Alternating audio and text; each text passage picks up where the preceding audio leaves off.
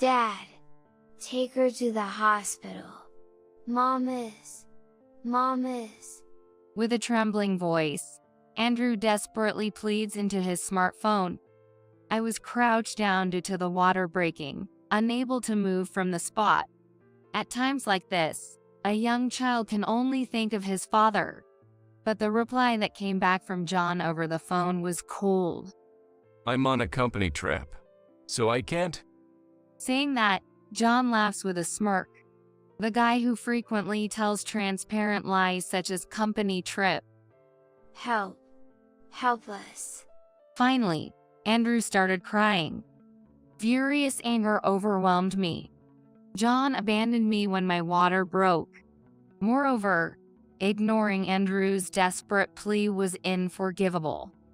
A week later, after a safe delivery, I was getting ready to go out. Then my phone rang. It was from John.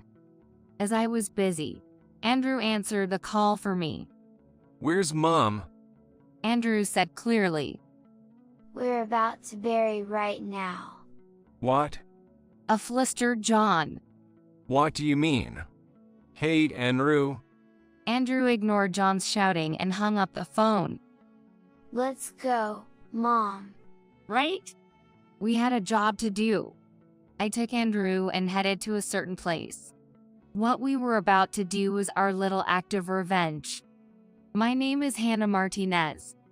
I'm a 33-year-old housewife. I live with my husband John and our 5-year-old son, Andrew.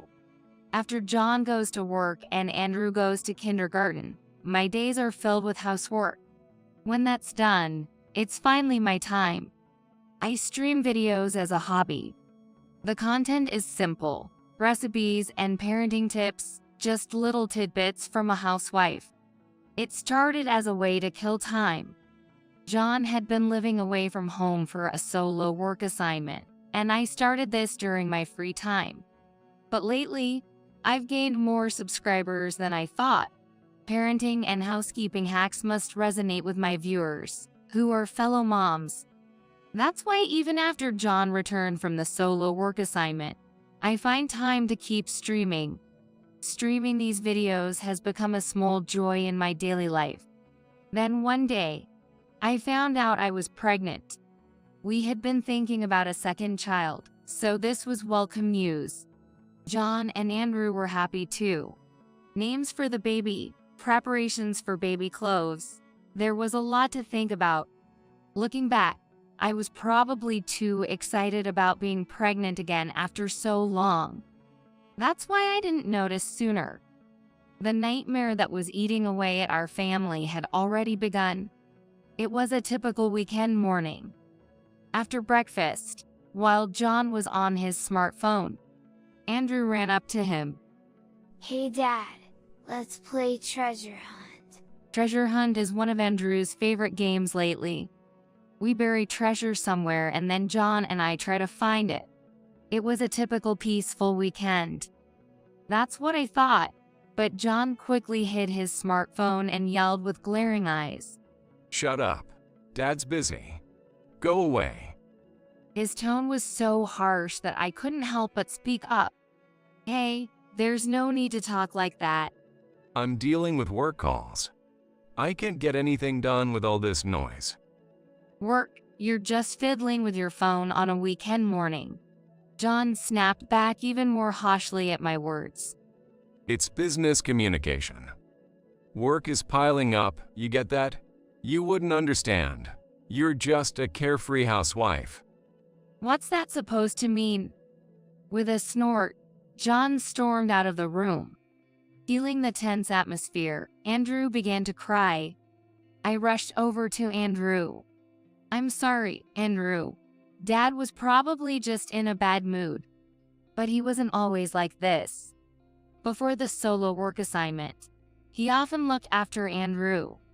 Lately, John's attitude has clearly changed. He's sneaking around on his phone more often. Even when spoken to, he seems distracted. And he's been overly critical of me. He keeps belittling me, saying things like, carefree housewife, and you don't have the responsibilities I do at work. Maybe it's the stress from his job, but his behavior only seemed to escalate. One day, as soon as he came home, John entered the living room with a sour face. Then, he glared at Andrew's toys thrown in the corner. Hey, haven't you cleaned this up? I had just put the toys away in the toy box, but it seems I had forgotten some. Oh, sorry. As I hurried to clean up, John muttered, Seriously, can't you even discipline your kid properly? I'm tired from work, and I come home to this mess. Again, he threw a sarcastic remark. Don't be mad. With a tearful voice, Andrew cut in, standing in front of John, protecting me. But John coldly trampled on Andrew's tender heart. His expression turned indifferent. Move it. John glared at Andrew. With a click of his tongue, he stormed out of the room. His recent actions have been too much. I need to have a proper talk with him soon, I vowed to myself as I hugged the crying Andrew. The next evening, John came home. John, we need to talk. What now? I'm tired. Make it quick. His dismissive attitude was the same as always. I pressed on regardless. About your recent behavior. As I began to speak, John interrupted loudly. Look, I'm going on a company trip with the employees for 2 weeks starting next week. What? That's quite sudden. And for 2 weeks? Yeah. It's more like a trip where the managers aim to develop new clients, with a bit of sightseeing mixed in. Seriously, I hate being dragged into these things. I see. I don't need dinner tonight. Good night. Wait, we're not done talking. John ignored me and quickly went into the bedroom. We used to have a drink and chat about our day after Andrew went to bed. But now, the atmosphere for such moments is nowhere to be felt. John firmly closed the bedroom door, letting no one in. I sighed. Then, I finished up the remaining chores and turned on my computer. I started working on combining the narration with the video I shot the other day. It was the usual video editing I do. I used to stream simple household tips, but lately, it's been mostly about John. I created a segment called Troubles with My Husband, saying, lately, I feel like my husband has become distant. This type of content seems to have a surprising demand, as the views have increased from before. Today, I also briefly talked about the recent exchange with John. After posting the video, comments started trickling in. Your husband is terrible. He doesn't understand your struggles at all. Receiving such empathetic comments somewhat calmed my spirits. But one comment caught my eye. A sudden company trip. Sounds like an alibi for cheating. Cheating. I had a faint feeling but had been ignoring it. Maybe it was really true. John's recent behavior has been inexplicable. Holding these troubling thoughts, I was doing housework one day. I was looking for receipts to update the household ledger. Let's see, they should be around here somewhere. I searched around but couldn't find them. As a last resort, I decided to check inside a smart chest in the living room. It's supposed to contain items related to Andrew's kindergarten, but maybe something was mistakenly placed there. Then, the bottom of the first drawer came off. What is this? Incredibly, there was a false bottom in the chest. This chest wasn't originally made like this. Someone had deliberately made it difficult to discover by modifying the bottom. It wasn't me. That left only John. A bad feeling washed over me as I looked inside and saw something unfamiliar. This is... My heart pounded like a drum. Taking a deep breath to calm myself, I booted up the computer. I decided to upload an urgent video. I wanted to hear viewers' opinions about what I had just found. I had my suspicions. but I needed confirmation. Soon, comments began pouring in, confirming my doubts. The week began, and it's Monday. John was gone for a while. On that company trip. Well then, Andrew was at kindergarten, and John wasn't coming back soon. I seized the opportunity to take action. Then came the weekend. Everything was almost ready. Now I was prepared for whenever John returned. That morning, as I was doing household chores as usual, I suddenly felt a pain in my belly. At the same time, I felt a warm sensation flowing down my lower body. Could it be? My water broke. I needed to get to the hospital immediately. As labor pains surged, I hurriedly finished dressing. Then, I packed necessary items like my insurance card, a change of clothes, and towels into a bag. Then, a sharp pain hit. I had been overconfident about still being able to move, but the pain was so severe that I crouched down on the spot. I tried to find my smartphone to call a taxi, but it was nowhere to be found. Mom? Amidst this, Andrew woke up. Andrew, the smartphone. I pleaded desperately. I could barely speak. Surprised, Andrew found my smartphone nearby and picked it up. Then, as if making a decision, he began to operate it frantically. He sometimes played games on my phone, so he seemed to know how to use it. Andrew yelled into the phone. Help! Mom can't move. She looks in pain. It appeared he was on a call. The phone was accidentally on speaker mode, so I could hear the other person's voice. Damn it, Hannah. I'm in the middle of something. Huh? Is that you, Andrew? Of all people, it was John on the other end of the line. Dad! Take her to the hospital. Andrew desperately pleading. In times like these, a young child can only think of his father. But the reply from John was cold. I'm on a company trip, so I can't. Laughing off, John didn't seem to care. Help! Please help! Finally, Andrew broke down and cried. Amidst intense pain, I couldn't forgive him. It seemed like he didn't care even though I was suffering. What was worse, he completely ignored Andrew's desperate plea. After hanging up, Andrew called someone else. Grandma! Grandma! Hey, Andrew, what's wrong? It seemed Andrew managed to calm my mother with his unsteady fingers. After that, I lost consciousness due to the pain. When I woke up, I was in the hospital. I was in bed, with my parents looking over me worriedly. As I regained consciousness, the pain returned, and I grimaced. Hannah, are you okay? Andrew called us. He said his mom couldn't move. He told us desperately. It seemed Andrew was quite upset, but he had fallen asleep from exhaustion. My mother said they had left him at the hospital's childcare. Based on Andrew's call, we arranged for an ambulance. He's amazing, only 5 years old. My mother spoke solemnly. And we tried contacting John, but no luck. My father sighed. It seems like my parents tried calling John as well, but they couldn't reach him at all. They knew about the supposed company trip, but of course, that was likely not the case. He was probably enjoying himself. I was quietly fuming. This wouldn't just end here. But first, I had other things to deal with. After my parents left the room, doctors and nurses came in to prepare for the birth. After hours of labor, I gave birth to a girl. Her name is Melissa.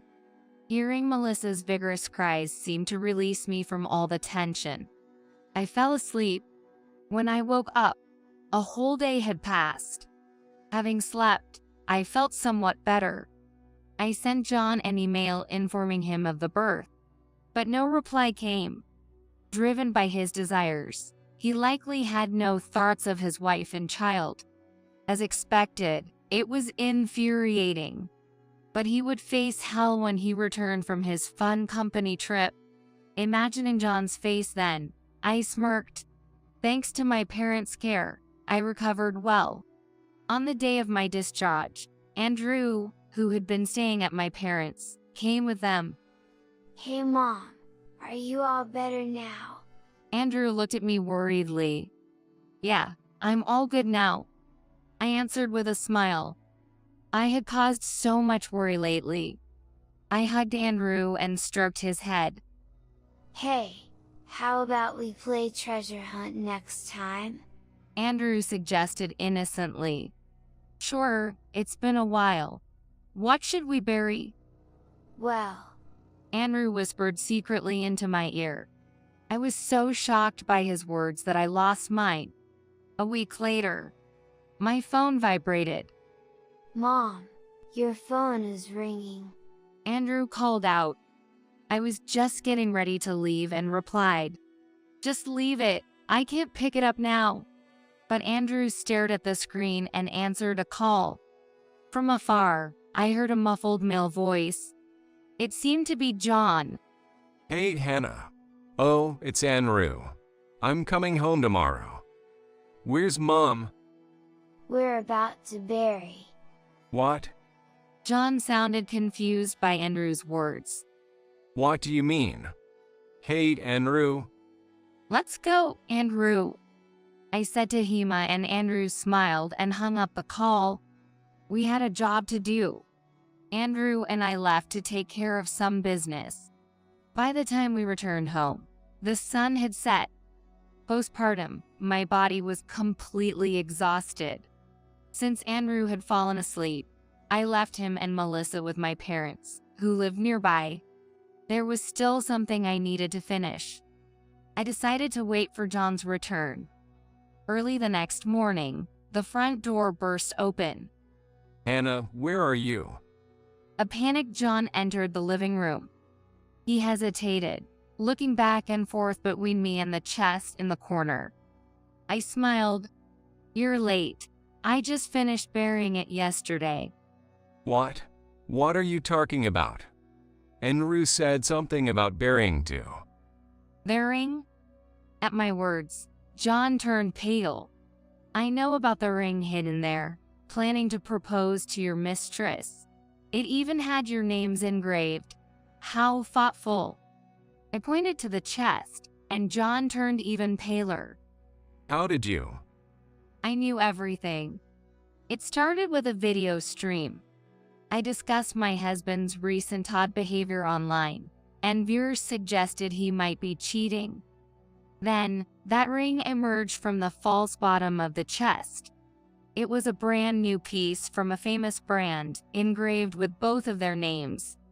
Could this be any more incriminating? After sharing this in a video, I was advised to hire a private detective. Especially if I was considering divorce, solid evidence would help in claiming alimony. Right after John left for his supposed company trip, I commissioned an investigation. The results confirmed my suspicions. John was indeed having an affair. The other woman was someone he met while on his solo assignment in a town where she worked at a bar. Her name was Rachel Gomez, 23 years old. Perhaps due to the loneliness of living alone, John started frequenting the bar. Eventually, their relationship became intimate. Such stories are common enough. Normally, these affairs end once the solo assignment period is over. But their relationship continued. Even after John returned, they secretly kept in touch. Eventually, he started being rude to me. Then, under the pretense of a company trip, he returned to his former assignment location to frolic with her. That ring was indeed intended for a proposal. He must have been quite smitten. A married man proposing to another woman is laughable. Did you rush back because you accidentally gave the wrong ring to your mistress, and she scolded you? John's face changed color at my words. Was that your doing? Yes, I had switched the ring hidden in that chest.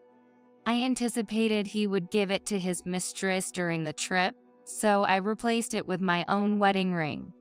That ring was one John had given me long ago. I was happy at the time, but I no longer needed such a thing. What have you done? The ring is the wrong size, and it has your name engraved on it. Rachel was furious. I know nothing about that. John frantically opened the chest and searched thoroughly. Where is the real one? Where did you hide the real ring? Didn't I tell you? I buried it. What? John was speechless at my words. Just then, the front door opened. John, are you okay? Isn't it over yet? Idiot. Stay out. There stood Rachel. I had seen her face in photos provided by the detective agency, but in person, she was just a flashy young woman. She had foolishly followed John, probably upset over receiving a ring with the wrong name. John must have calmed her by saying, "The real one is at home." But unable to wait, Rachel decided to follow him. Such a ridiculous story played out in my mind. So this is John's wife? Just an old lady. She sneered, belittling me, thinking she could win by flaunting her youth. Her naivety made me involuntarily sigh. "Oh, the mistress, Rachel Gomez, right? I heard you dropped out of trade school because you wanted money for fun and ended up working at a cheap bar? But no wealthy man took you seriously, so you settled for a married nobody, feeling triumphant over his wife. Is that right, Rachel?" What? Rachel was struck speechless, hit right on the mark. I had already researched all this. In today's world, once you know someone's name, finding their social media is easy. A woman like Rachel, with a strong need for approval and a competitive spirit, is bound to be showcasing her history somewhere. Thinking this, I searched her social media and quickly uncovered Rachel's background. Rachel, defiant, retorted, So what?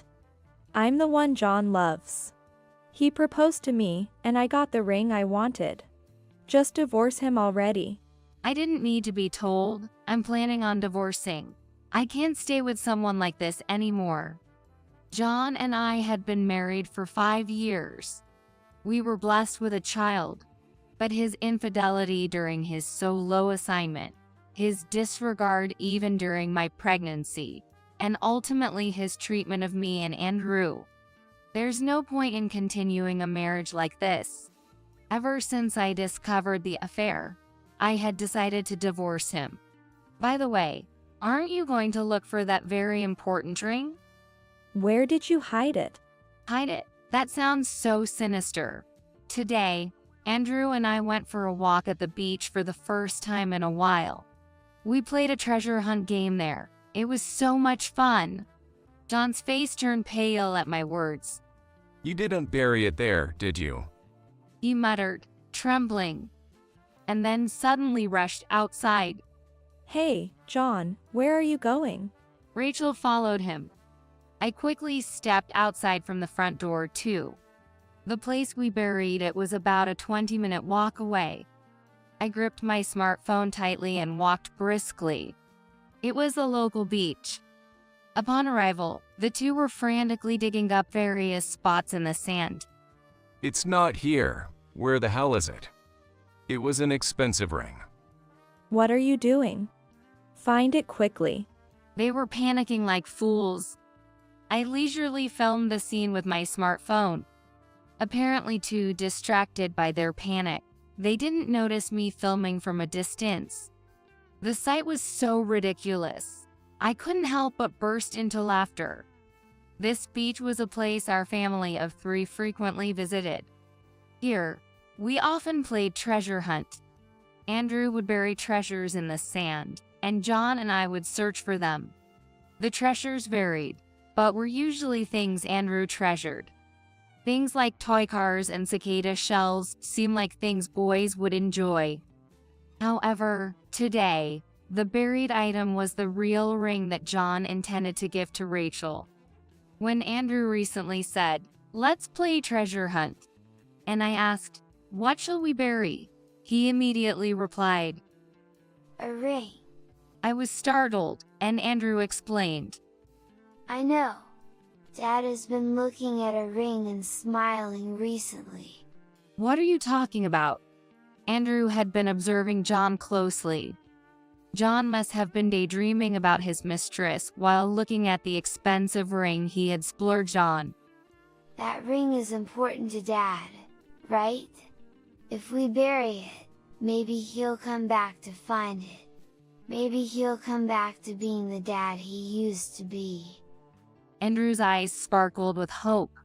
Andrew still doesn't understand. He doesn't realize that the ring was meant for someone John was having an affair with. He sees his father happy, so he naturally thinks it must be something very important.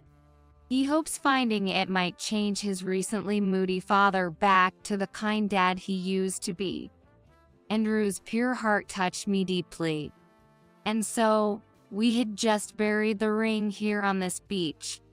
But John, now desperately searching for the ring, isn't thinking about his family at all.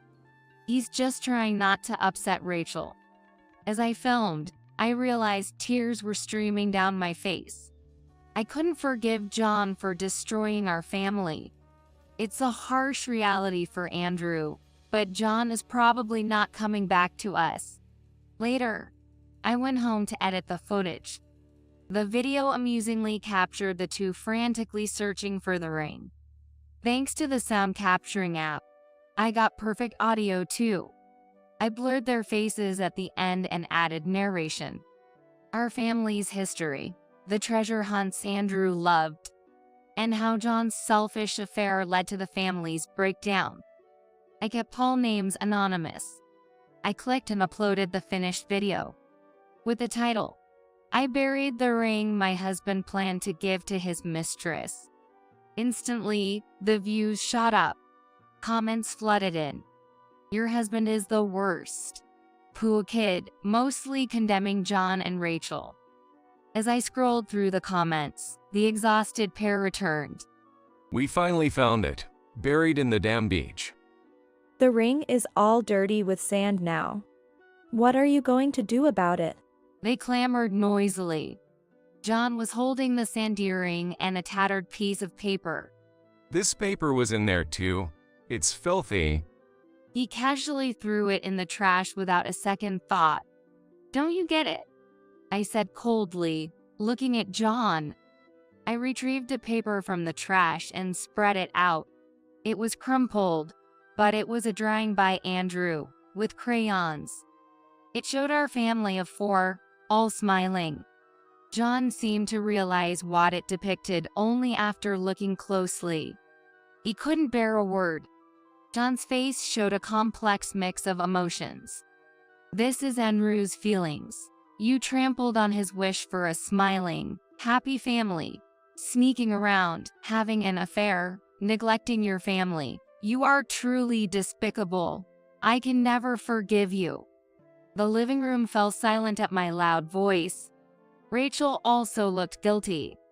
I turned to her and said, "And don't think I forgive you either. You break a home and still have the nerve to look unaffected.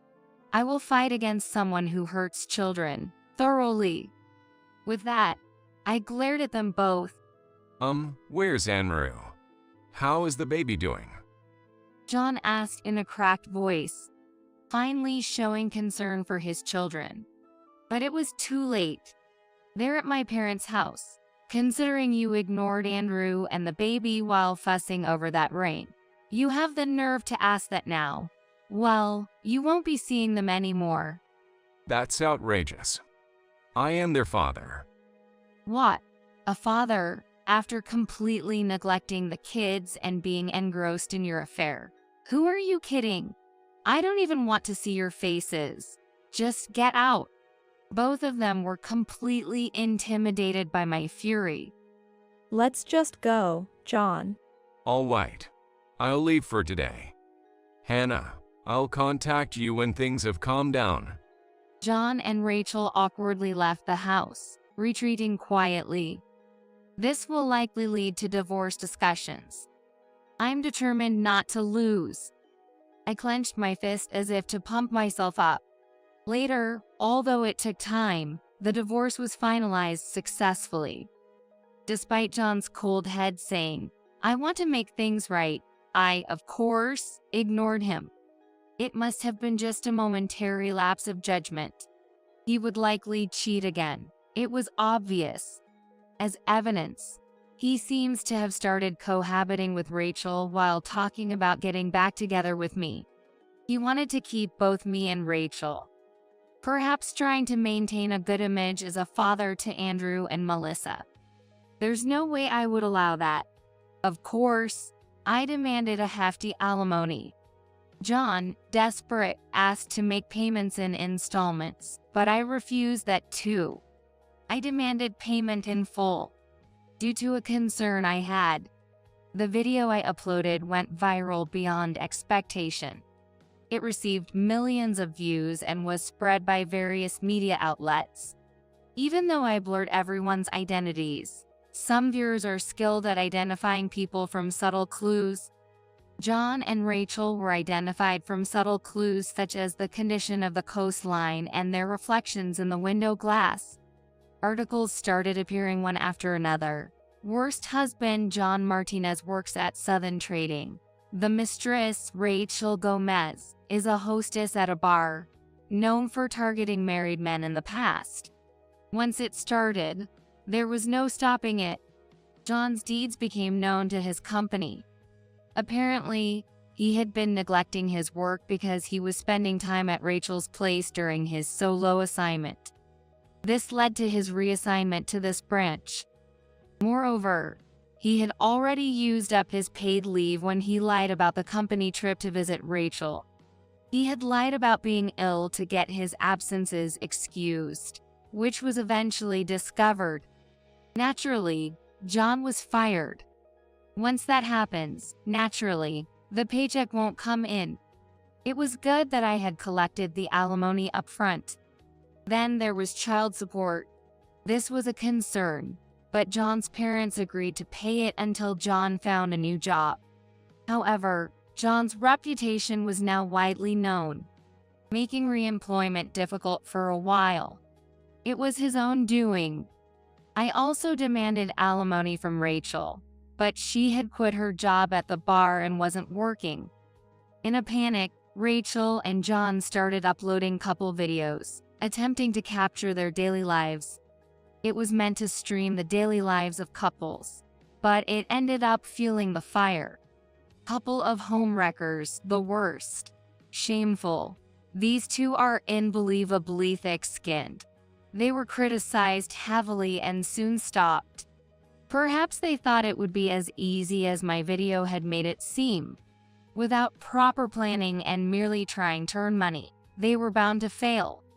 Thus, it turned out to be right to secure the alimony upfront from Rachel's parents. However, they told her, "This is the last time we help you." Dependent on John and with the couple videos not working out, their relationship deteriorated, and they soon broke up. It was a rather thin bond, I mused dispassionately. Initially, John was ecstatic about being liked by a younger woman, and for Rachel, the sense of taboo in being involved with someone else's partner was fueling each of their romances. But once the magic wore off, all that was left was reality. The fleeting emotions cost them both dearly. Meanwhile, my channel has become incredibly popular. I'm busy with consultations from other moms dealing with infidelity, and I've been approached by companies for collaborations, now active as an influencer. I enjoy making videos, and the comments from viewers give me strength daily. Additionally, my income, which was once meager, has significantly increased. With that money, I renovated and expanded my parents' house. Now, the 5 of us, including my parents and the kids, live there. My parents are delighted to see their grandchildren up close.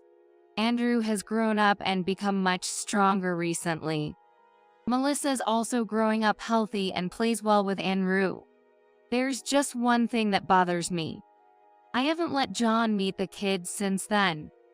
Of course, I haven't spoken to Andrew about the ugly adult realities, but I wonder if he really understands. However, to my surprise, Andrew seems unconcerned. Dad, I'm over it. He didn't help even when Mom was suffering. I don't need someone that horrible. His clear words startled me. No matter how young, children keenly observe their parents. From now on, I'll play treasure hunt with Melissa, Andrew said with an innocent smile. I felt a deep sense of relief. John may be gone, but in his place, Melissa has come into our lives. Seeing the children's lively spirits is an irreplaceable joy. Now, if we can continue to live together happily as a family, that would be the greatest happiness.